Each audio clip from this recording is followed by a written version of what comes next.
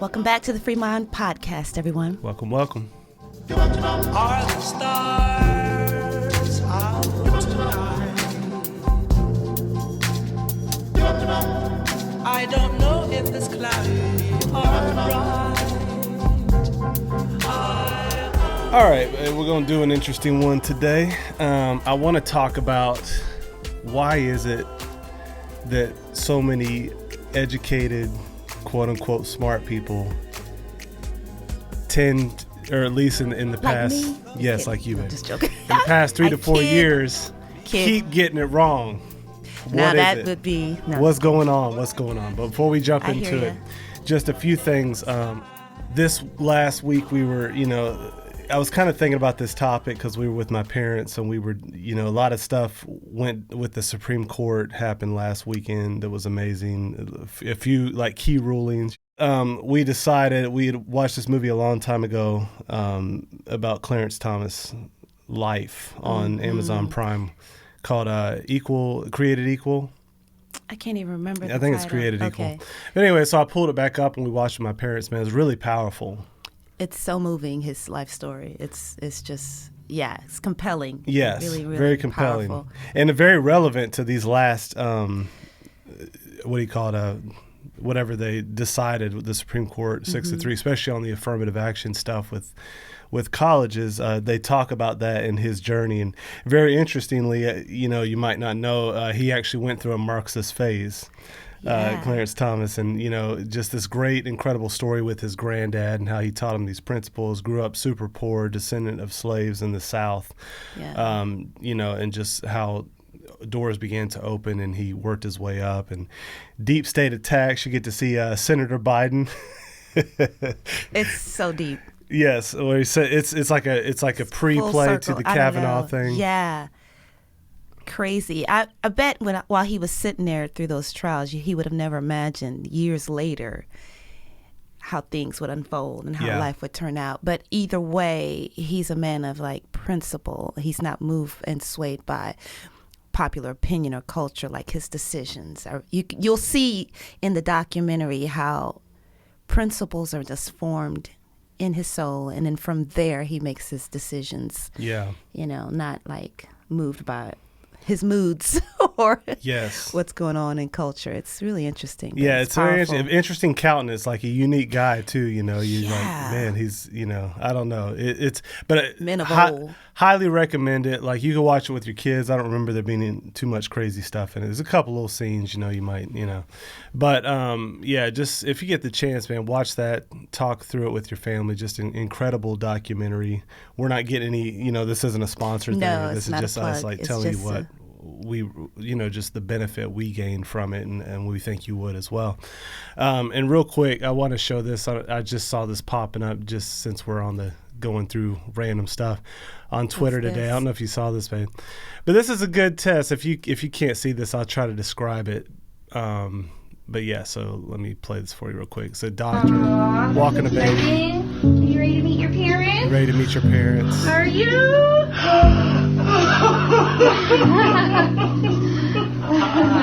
Two dudes. One of them's acting super feminine. The moving music, you know what I'm saying? Hands the baby over. This is Charlotte, she says, the nurse. And they're doting over the baby, and it's this emotional feeling, right? Mm-hmm. And so, this person, 8th Century Wood Chipper, tweeted this. A lot of people are tweeting this today. That's the only reason I bring it up, just kind of aside. He said, a good litmus test. Do you regard these people with admiration or disgust? Ooh, that's good. And so, that it will kind of show you how, like, has the psychological operation been successful on your mind? You can test yourself with stuff like that because you'll be drawn to it.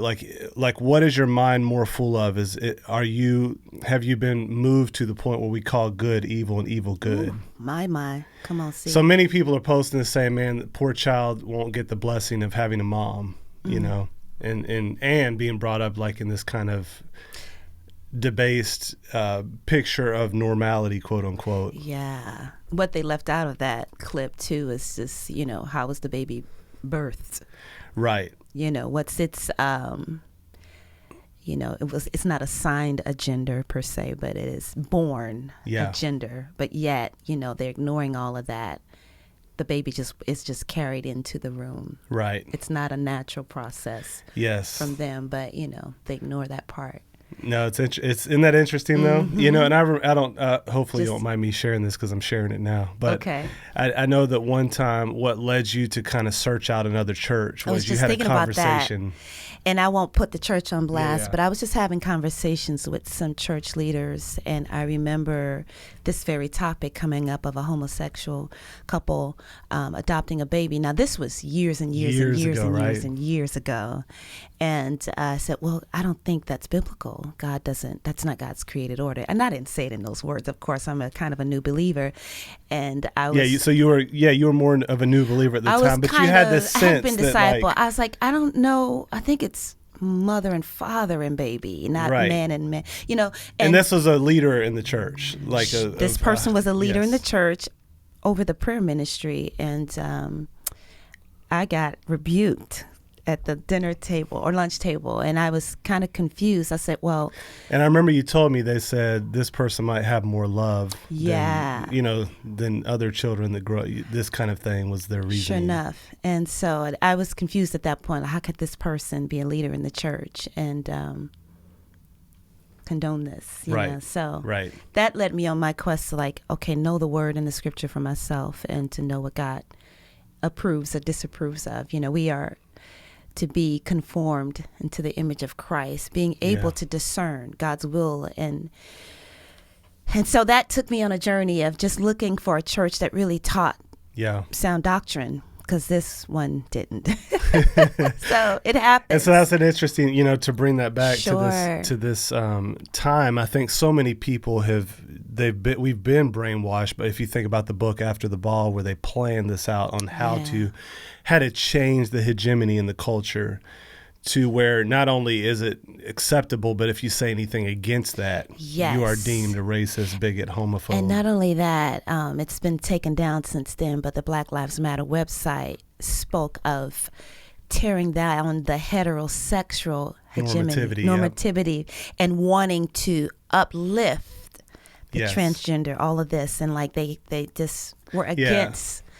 God's created order. The Tao, as we talked about at the beginning of this season with C.S. Lewis. And so interesting stuff. And it's, they're flooding culture with their mission. And you have to just, you notice that the music, the play, it's moving. It's set up. It's set up to move, to play on your compassion, which is, a good thing. It's a good part of God's design, your empathy, your desire for a baby to be in a loving environment. For sure. And they picture, this look on their faces of just, well, man, we're going to love this baby. Yeah. But remember, love is not love defined according to our own human standards. Love is defined by God. Amen. And it's meant to, it's the set toward the well-being of the beloved or the object of one's love. And you can't have well-being. If you love your car, you don't put milk where the oil's supposed to be. You don't put water where the gas is. It breaks the car. And so you can't raise the next generation up in a way that destroys and dismisses the created order that God built into the fabric of nature itself. So anyways, just a little side note there. But that leads us into one more part we did with my parents. We went through the Plandemic videos. Okay, yeah. And those are interesting. Like even if you don't necessarily subscribe to all the things that they say, and I think it's worth checking out and just looking into. And they put Plandemic 3 out a few weeks ago. I'll pull that up here too if I can real quick. So I think it's just Plandemic. Plandemicseries.com. So if you go there, you can watch it for free. And I just recommend it. One of the things they talk about in this thing is communism. There was a guy 50 years ago that was saying that, giving basically the communist playbook, and they were putting up modern stuff that's going on that shows you exactly how they have brought this to pass. And so one of the questions that's asked in that documentary is okay, when we look at the people that were least susceptible to the PSYOP, the psychological operations that were being run on us through our institutions, in many cases by communists, by Marxists. like who were the people that were least susceptible to it. And those were people that actually, they said, at least in this study they referenced in this book, this person that had studied this over the last few years, said the people least susceptible had a strong religion and community. Can you guess who the people that were most susceptible to being deceived by the psyops were? It turned out to be the highly educated. Ooh, okay. I was going to say the medical industry. Yeah, well, so that would be one part, but it was just, okay. People that were highly educated, highly intelligent. Highly educated, highly intelligent. Okay. So that raises the question, like, how can that be? Because, one of the things, like, for me, growing up, I've talked about this before, like, in many ways, like, a great church background, like people that loved the Lord, they were serious. They had problems just like anybody else. It wasn't perfect, but it wasn't dishonest. It wasn't hypocritical in the core. Okay. It was people that genuinely loved the Lord. They wanted to experience him in the charismatic world, tended to be anti-intellectual. So when I first discovered that there were highly educated, very thoughtful Christians, it was like a beacon of light to me. It was very helpful, right? And I latched onto it and I dove into it, and like I went into that world, and I had a huge respect. I would go to all these conferences. I would chase down these things. I'd read the footnotes and the books and the footnotes and all that stuff. And really God used that to rescue my faith and show me that the Christian faith and worldview is intellectually sturdy. It's the most sturdy worldview, I think, out there. It can stand up to scrutiny. But in that, you can become an intellectual idolater to where you like prop up these intellects on this pedestal, and you begin to think of them as sort of elite to everybody else, and you might have an overconfidence in their ability to discern truth. Does that make sense? Yeah. Especially when they talk so smart and you over your head and they're just presenting stuff. Okay, got it. So and there's good, like what I'm gonna try to do is show the value of the value of Christian intellects, and in many cases the church has not appreciated them like they should, and because of that, this sense of anti-intellectualism has been negative overall in the church. However, what I want to say is this has been kind of an eye-opening scenario for me, because I began to see that like people I had looked up to for years as the arbiters of truth, the people that like really seemed to be incisive, like they really were these high-level thinkers. I was like, man, they were being taken in. Now, if you could go way back to like the Russiagate thing, whatever the news told them about Trump, they just believed. And that was the first thing. You're like, oh, I can kind of see that. He would occasionally give the enemy some good stuff to work with. Arsenal, But then you started seeing as well, they would buy into they just took the BLM narrative, hook, line, and sinker, like a lot of them did, and they fell into the woke ideology. And even when people like Vodi Bakum would point out the flaws, it was like they couldn't receive it. Then you had the COVID thing, and I saw all these highly intelligent people. Even Francis Collins, now that's a different story because you don't know if he's getting paid, but I had read his book back in the day. He was a theistic evolutionist, seemingly brilliant guy who worked on the team to map the human genome, wrote a book called The Language of God. And I'd read that book, and, he started BioLogos, a think tank on these things. Okay. Well, he was like one of the main guys pumping the vaccine to everybody and all that, just like toeing the line. But not only him, many evangelical elites, but even people on the secular side. And you begin to wonder, you're like, man, are they not looking at the same, like, how are they buying into this so much? And why is it that like the common folks on the street can often see through it? Right. Good old fashioned common sense. Has become not so common. Not so common, and just the priceless commodities these days. And so that for me was a challenge. Like it was like I had cognitive dissonance. Like here's these intellectuals I have like leaned on, and not all of them, thankfully, but a good swath of them at a higher probabilistic rate than the man in the street were buying into this stuff that seemed to me to be easy to see through. And part of the thing that they talk about on Plandemic 3 is because in the nature of our education, people are they are sort of indoctrinated to assume that these institutions like the CDC and the WHO are reliable. Like it's drilled into you that these are the true and proper sources, and these other things are like tabloids, right?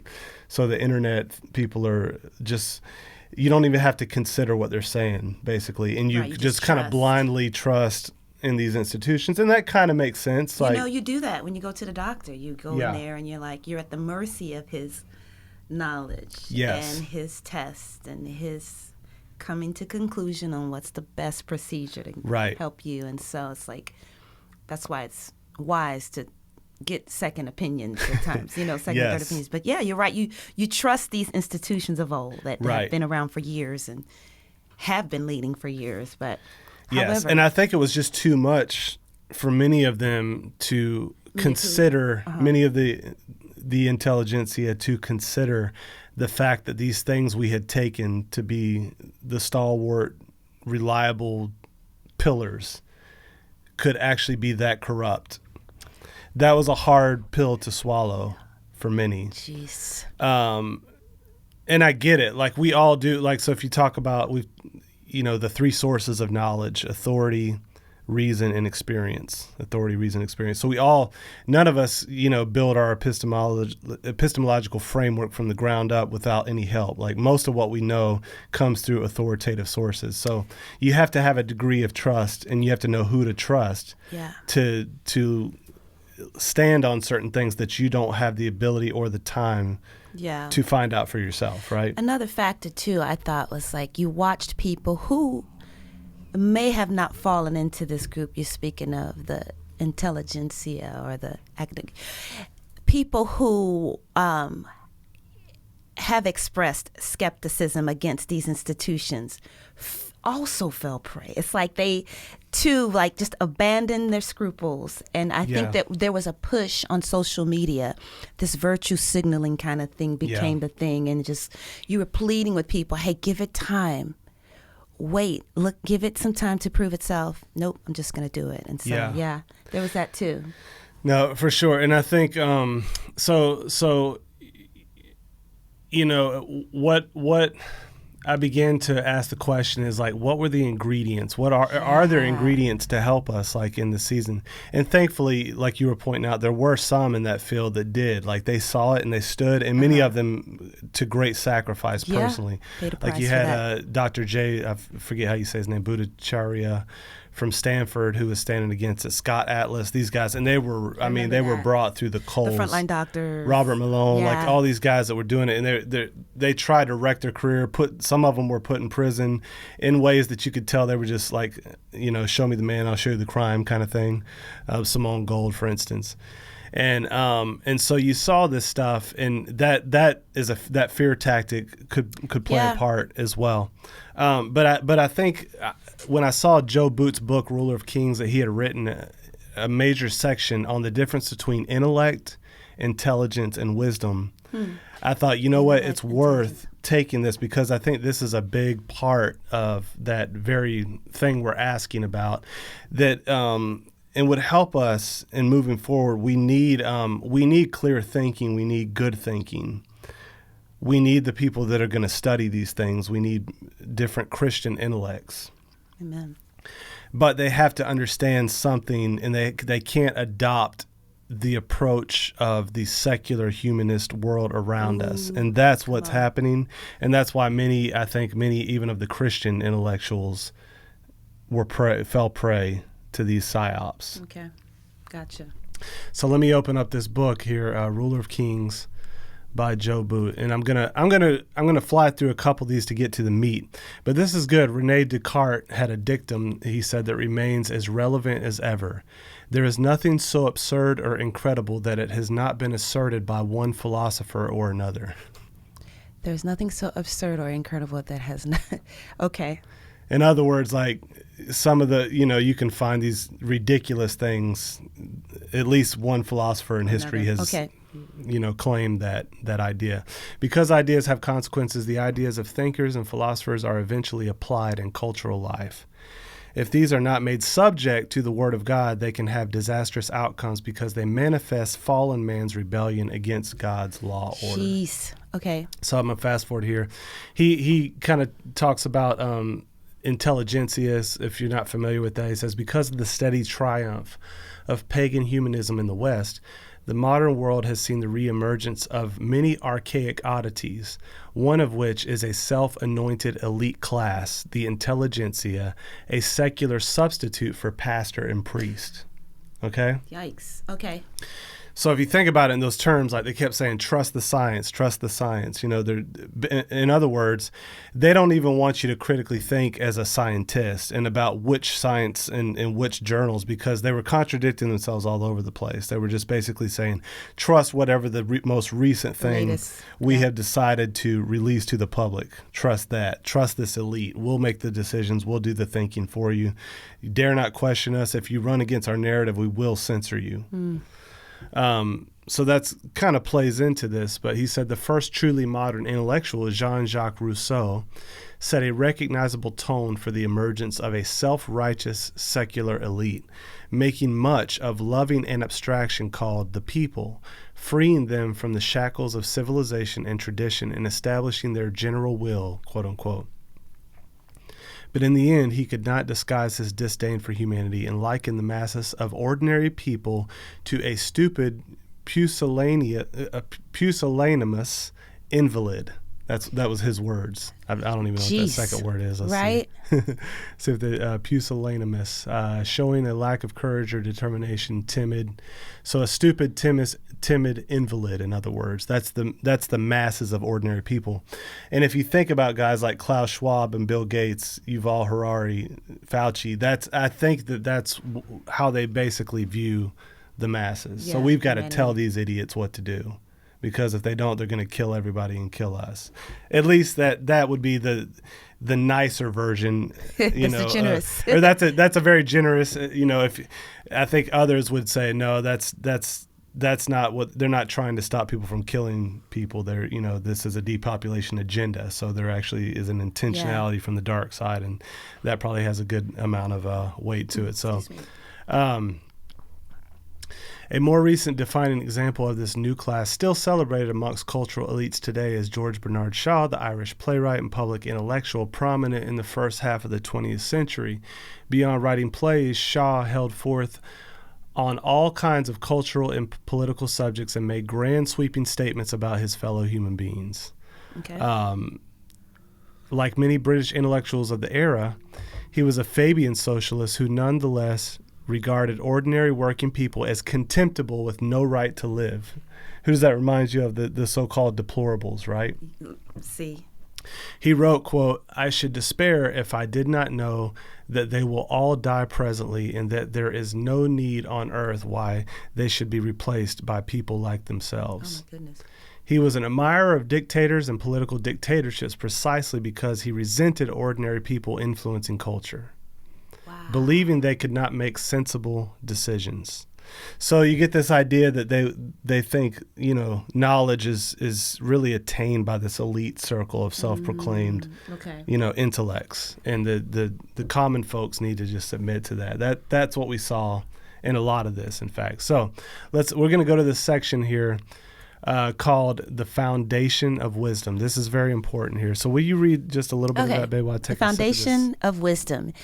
It is a regularly observed phenomenon that many otherwise brilliant people appear utterly bereft of wisdom or judgment in the vital affairs of cultural and political life. So I think that is the key to this whole thing. I'm gonna say that again. Yeah. I'm gonna say it. Come on. So it is he said it's a regularly observed phenomenon. This is something regularly observed, even outside of this recent time, that many otherwise brilliant people appear utterly bereft of wisdom and judgment in the vital affairs of cultural and political life. Why is that the case? You should be thinking that right now. Like, what is that? Yeah. And we kind of answered that, like, part of it is like a blind allegiance to certain institutions and no ability to consider that. Like, I think, normal people, they can kind of smell a fish, right? When somebody's like, So, and I'll even take it like this, okay? So if you talk about left brain, right brain, Okay.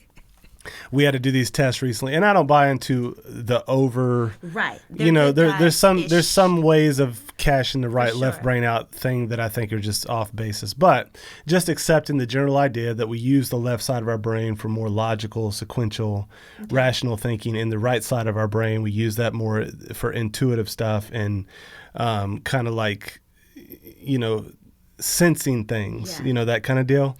And that people tend towards one side of the brain over the other is a dominant factor in use. Okay. I landed on the left brain side. You landed on the right brain side. We took the test.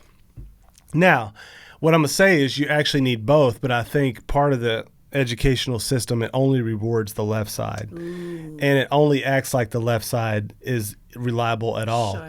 So I think there's something to, like, now when me and Nirva go somewhere, like, I do well to recognize that sometimes she has good intuitions that I can't perceive just through my, my factoid sheet and kind of like, going through each thing and saying, here's the pro con and here's the evidence, but she can sense it almost right away. Like maybe about a person, like, and not that it's 100%, no, but I think you have this intuition. Sometimes it's called women's intuition, right? Mm-hmm. About people and their motives. Or are they trustworthy? That kind of thing. Yeah. Anything you want to say about that? It's. I think the Bible calls it discernment, and I think, my safe route about that is like the more you learn, the more you can discern. But there's good old fashioned sometimes a sense of something isn't right, and if you sense a red flag, there's a reason. It's not always law, but it's good to kind of like, okay, why do I? Either you've gone through something similar and it feels familiar, or you're like, flee, this isn't right, this isn't, so I don't know how to define it, but it's hard. It's good. It's hard to nail down. It's a gift you can pray for in the scriptures too. It's like one of the spiritual gifts. Go ahead. For sure.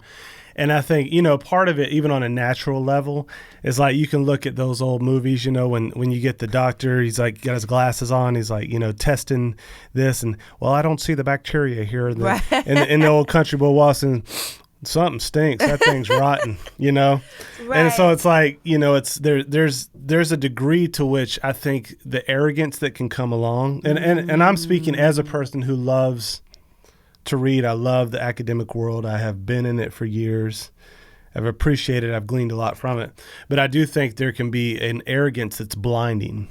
That you don't respect and value properly the intuitional level.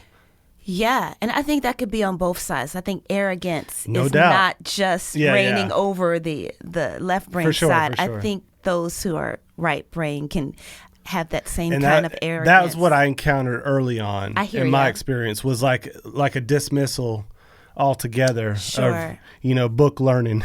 No doubt. So you have it on both sides. Any virtue that's not submitted under the Lord has a potential to go wrong and to be used in for the bad camp, so you have to watch that. Yes, but to go back to this point here, the regularly observed phenomenon that otherwise brilliant people lack this kind of judgment. If you want to grow in your confidence in knowing what you believe and why you believe it, if you want to ground your faith in biblical Christianity and step into who God has called you to be, I want to tell you about a great program put on by Impact 360, and it's called Propel. Propel is a 1-week transformational leadership and discipleship experience where high school students gather together to be grounded in a biblical worldview as they learn how to follow Jesus, have a godly influence, learn how to disciple their peers, and boldly live out their faith in their daily lives. So they're having 2 sessions this summer. The first one is June 19th through the 25th, and the second one is June 26th through July 2nd. These programs fill up really quickly, and I promise you will not be disappointed. So we'll put the link below if you're interested in looking into it, and we'll see you this summer. In order to do that and to solve the paradox of cultural and political folly amongst much of the intelligentsia, it is first critical to realize that all cultural and political thought inescapably rests on a given foundation, one religious worldview or another is the frequently unacknowledged basis of all forms of political philosophy. So that's important there. Like, how do you solve the paradox of cultural and political folly amongst much of the intelligentsia? Well, part of it's the problem is not in their reasoning, in their logic. It's in the foundation. It's in their worldview. It's in their worldview. It's in the presuppositions. So he goes on to say, ultimately, from the scriptural standpoint, either Christ or his word revelation provides that foundation, or else the thinking of elites and their revolutionary ideals will assume the role of biblical authority. Yikes. So start with that in the Older Testament. Okay. In the Older Testament, the great Hebrew thinker, politician, and teacher, King Solomon, gives us the key to understanding why being intellectually gifted is no guarantee of true insight, wisdom, or sound judgment. Whoo, preach. Mm-hmm. The fear of the Lord is the beginning of knowledge. Fools despise wisdom and discipline, for the Lord gives wisdom. From his mouth come knowledge and understanding. Proverbs 1:7, 2, and 6. If the true foundation of wisdom is missing, if the principal part of knowledge is neglected, then any knowledge structure built upon it is inherently unstable. So that's important right there.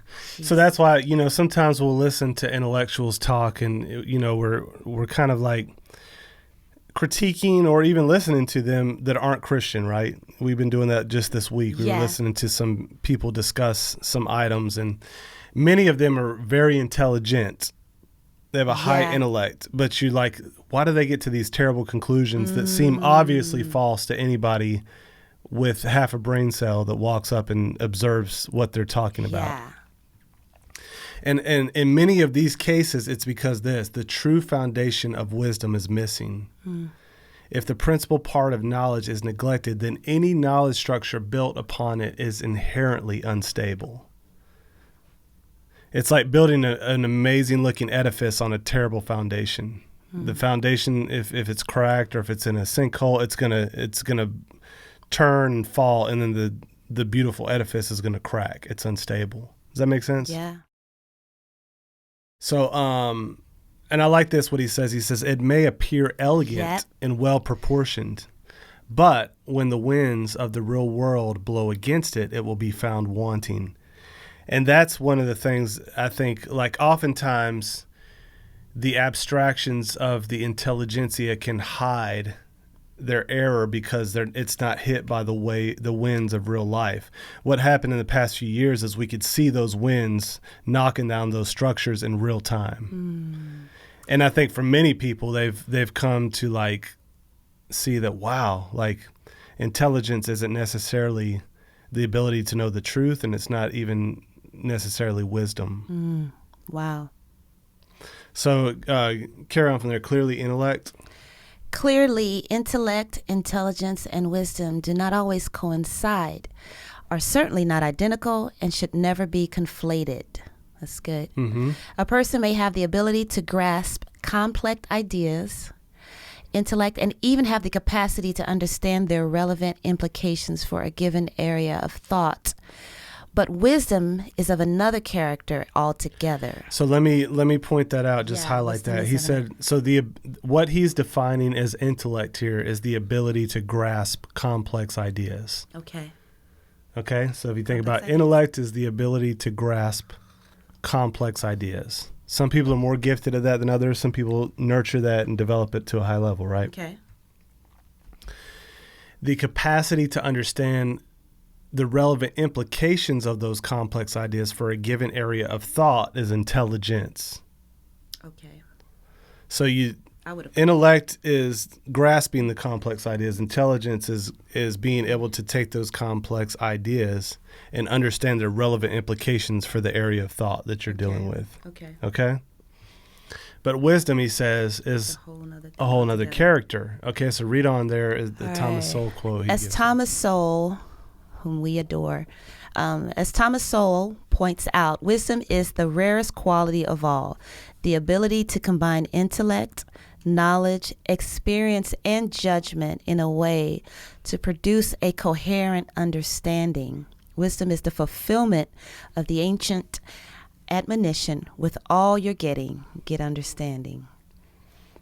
Yep. That's another level. So you're bringing that stuff together with sound judgment, sound discernment. Yeah, in and essence. Experience. Yep. Yeah. A lot to of be people able to don't have the produce a experience. coherent understanding. And that's the problem, is like when you get in some of these high level, super high level discussions, for instance, about social justice, you'll get some high level intellectuals talking up here in these abstractions that are dizzying. But at the end of the day, it won't tie together because they don't know what justice is. They don't have a framework to ground justice as a moral imperative and to even define it, and then clearly develop a societal system to implement that justice. So they could talk about statistics and this and that all day, the research and all that. But if you're lacking the foundation for wisdom, you're not going to get anywhere. In fact, I couldn't remember, if you guys are listening, you can find this quote. I think it's in Mere Christianity. But C.S. Lewis says something like, if you get your assumptions wrong in your formula, your starting point is wrong, you can reason furiously and end up at the wrong place. In fact, the more furiously you reason, and the more consistent and logical and accurate you are with your logic, the worse off you'll be because your assumption was wrong to begin with. And the best thing he says you could do is turn around and go back to where you started. Wow. And so, staples. Let's go to this next section. We have a few minutes left here, but intellectuals, reason, and worldview. Yeah, let me read that. Okay. In the occupational construction of political and cultural ideas, the modern intellectual is usually, there are always exceptions though, a person who claims allegiance to a particular kind of thinking and a commitment to the use of certain analytical tools and evaluative frameworks. Within these frameworks, ideas that are viewed as progressive or nuanced, novel, enlightened, or artistically complex tend to be applauded, whereas traditional ideas are largely dismissed as reactionary, simplistic, or outmoded. That reminds me of Screwtape Letters. He's like, don't tell them what's... Yes. I'm paraphrasing, but it's like, they don't care what's true and tried. Yeah. What's the latest? Yes. What's stark? What's the latest jargon? Give them that. That's how you influence them. No, you're exactly right. Is so on point here. That intelligentsia, Lewis was experiencing that obviously in his, in his university, and he was kind of like predicting where this was going and describing his present reality. And I think we're seeing that in spades, right? Like the tradition that's simplistic, like we're gonna deal in all these areas that are these high levels that y'all can't even grasp. Right. So don't try. Right? Yeah. I'm gonna silence this real quick. Okay. So let's let me see if we want to skip. Let's go down to that bottom one that's highlighted. Okay. In blue, baby, Contemporary trends in this form of thinking that now dominate our culture hold to a social... Oh, you know what? I'm so sorry. No worries, love. I'm going to have you start the top of that paragraph because it's good. In contemporary academia, this exclusivity, resting upon a claim of intellectual superiority, presupposes an idea going back to the Enlightenment that there is an autonomous standard of self-regulating thought, i.e. secular reasoning, protected by an elite class before which all ideas must present themselves for judgment. So that's the foundation I'm talking about that tries to slip into even our Christian institutions. But it's a form of Enlightenment thinking that says you can have reason without God and without his revelation. And so reason is a standard, and like he says, resting on a claim of intellectual superiority, presupposing an idea going back to the Enlightenment. Here's the idea, that there is an autonomous standard, self-law standard, not a theonomous, not a God law standard, an autonomous standard of self-regulating thought, secular reasoning, protected by an elite class. That's why they protect it, and they feel morally actually impelled to censor opposing ideas, before which all ideas must present themselves for judgment. Yeah, man. That is that Enlightenment thinking. So he says here we encounter the philosophical assumption that human thinking can function as the lawgiver of the world, prescribing from thought a law to nature. So now we get our laws of nature not from God, but from our own thoughts. This thoughts of the elite. Yeah. Thank Yuval Harari, not the cloud, not the God up in the clouds. Yeah, not the fairy The clouds we tale. create and the morality that we create. Now he wants to do it with AI, create a new Bible with AI, right? The claim of radical autonomy involving the idea of freedom from anything coming from outside the human subject is the basic idea of Western humanism since the Renaissance. Humanism. Okay. It implies a total rejection of a divinely given order for creation. Contemporary trends in this form of thinking that now dominate our culture hold to a social construction theory of reality. That's huge. Where we can create the world we live in by our thoughts and language, right down to our sexuality and identity. Ooh. So that's the social construction theory of reality that we've fallen into post-enlightenment, which is postmodernism in essence. Like you understand that, like, if you lose God, you lose this really objective thing outside of human minds. So now it's down to human minds. Mm-hmm. And so when you have that, we construct reality. So today, he says, we see it expressed through the humanities in economics, politics, and law. It is not unusual for intellects to then protect these various judgments of their enlightened thought with the claim of neutrality. Mm-hmm. While those who disagree are regarded as uninformed, prejudiced, or hopelessly biased. They won't follow the science. We watched just last night, the reporter and this doctor was talking to Robert Kennedy and saying, we're hoping you will become the kind of person who will follow the science, because he's rejecting the narrative of the whole COVID thing. So anyways, that's just how that works out. I want to skip down here as we're wrapping up. Anything you want to say as I'm looking for the spot we want to land on this? No, he's just spot on. One thing this makes me think of is some years ago when the onslaught first came on and showed itself on Twitter, when a parent was going to allow their 2 to 3 year old or baby to decide their gender. I was like, what? How does a parent come to this conclusion? Right. And it's like, it's human autonomous reasoning outside of God's creator. A child can determine based on just desire. And so now people are rejecting their birth gender, just kind of like choosing and self-identifying. And I just think it's interesting. And now we're on to the point where doctors, you hear of doctors and systems, medical systems, who are going to allow kids without their parents' permission to self-diagnose and want to change their sex in their youth. And it's just crazy where this leads to, how this evolves. The absurdity of it. It's like, this is where this when you goes. lose that foundation and you reason furiously from the wrong spot, you end up with this kind of foolishness. But this is spot on. You can see it. It's like, wow. And Thomas Sowell, who comes from he is in many ways an intellectual, but he has come to see the foolishness of much of that enterprise. He says this is quoted in the book.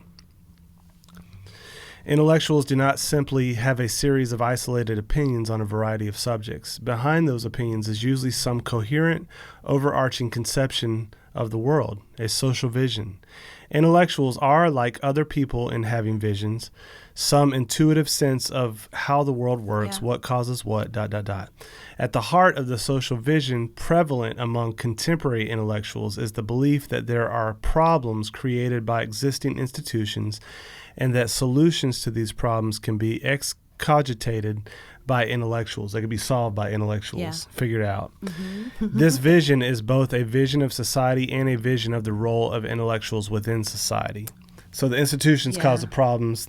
Intellectual elite are going to fix it. Get out of the way, let us do our job, kind of deal. Yeah.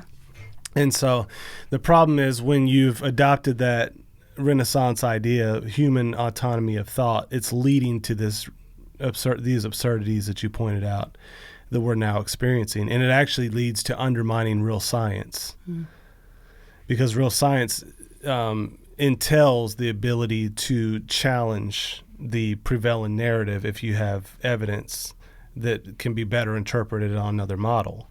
It thrives when there's real debate and not with censorship of the ideas that the elite wants to squash. So very interesting.